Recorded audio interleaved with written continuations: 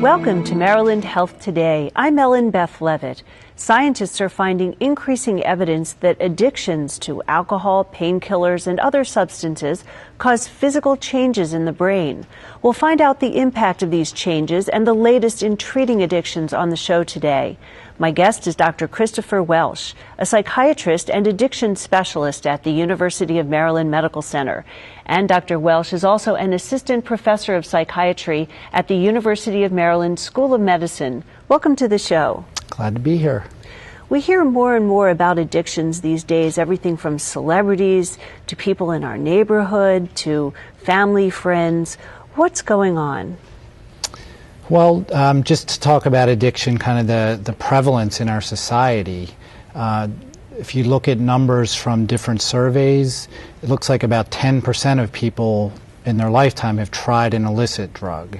So that doesn't mean addiction necessarily, but a good 10% of people have at least tried something like marijuana, cocaine, heroin.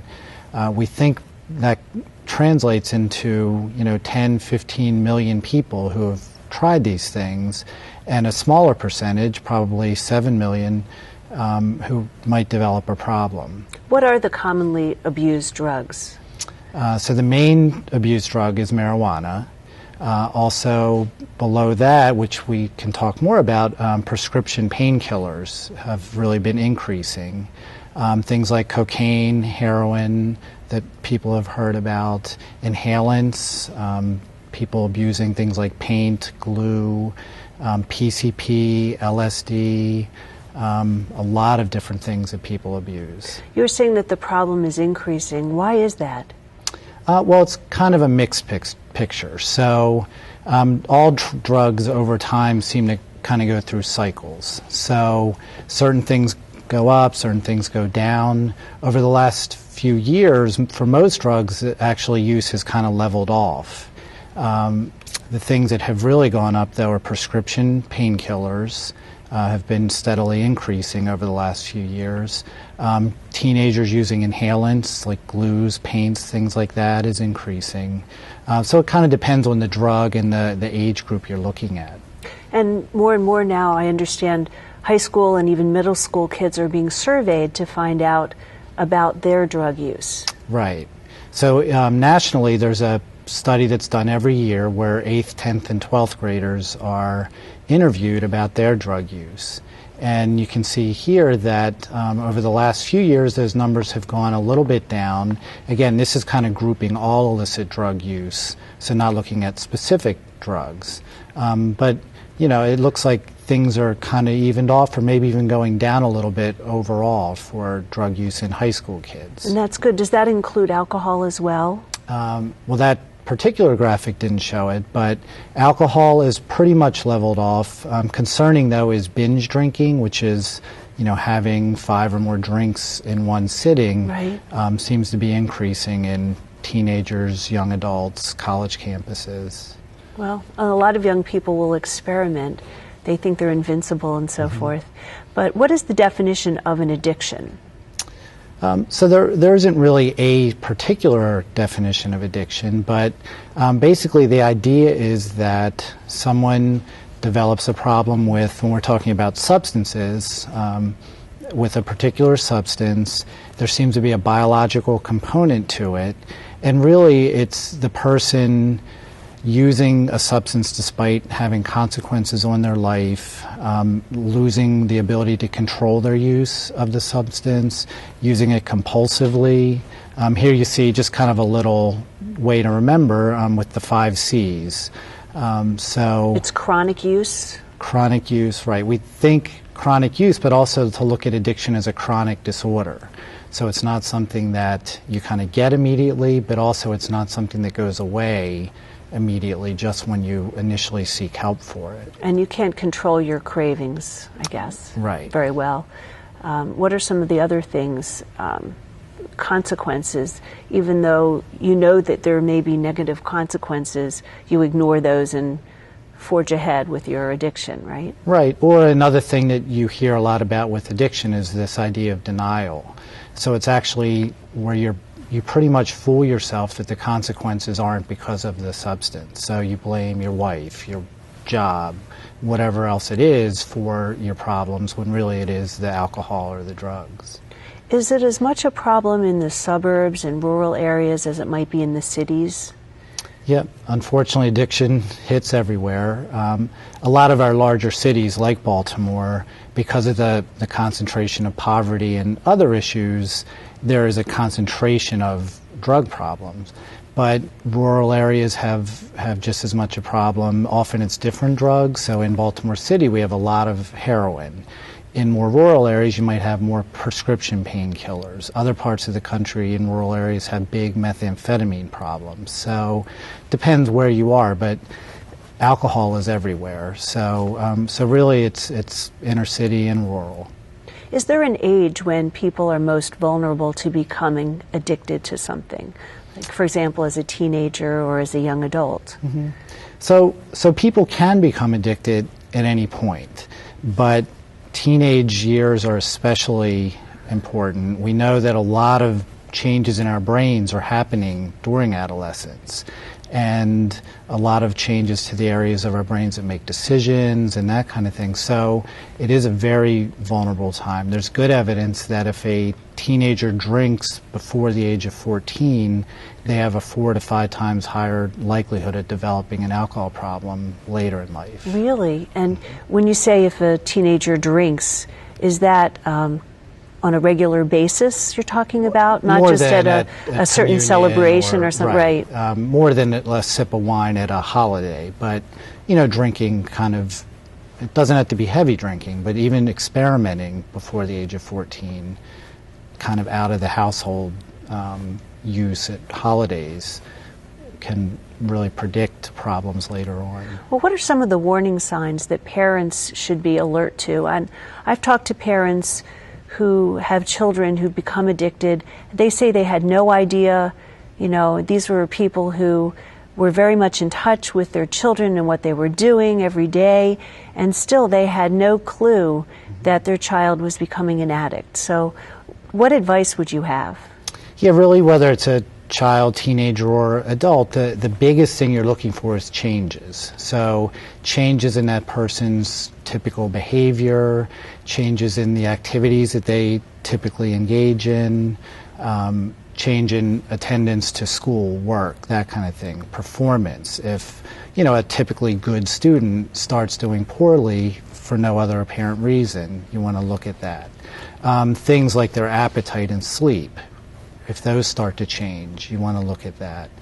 Household finances, if money's disappearing, either literally out of your purse or, if you can't figure out where the money that's coming in is going, you want to look at what might be going on with that. Right. What about withdrawal from friends or activities that you used to like? Mm-hmm. Is that also kind of a warning sign? Right. Any change. The problem is when you're talking about adolescence, a lot of these things are already going to be happening just as part of being an adolescent. So it's real important for parents with their teenagers to really try and communicate and just know what's going on with them. Right. Moodiness might be something that's normal in the teenage years. It might not just mean that you're doing drugs. But how do you actually tell? What would you suggest that a parent say to a child to open the door and maybe discuss this if the parent is suspicious, let's say? Well, I think the best thing is just to try, even before teenage years, to try and establish a comfortable relationship where you can talk about these kind of things. You want it to be something that you know that your kid can come and talk to you about. I think the best thing is just to be upfront and, just say I have concerns and open up to see if they want to talk about it. I think where parents get in trouble is when they start turning into detective and it becomes a game of outwitting the parent. And so I think really the bottom line is just to try and be open and honest and show your teenager that you're there for them. And I guess take some action right away if you do uncover a problem and not just try to ignore it and hope that it'll go away. Right. What are some of the most commonly abused painkillers out there?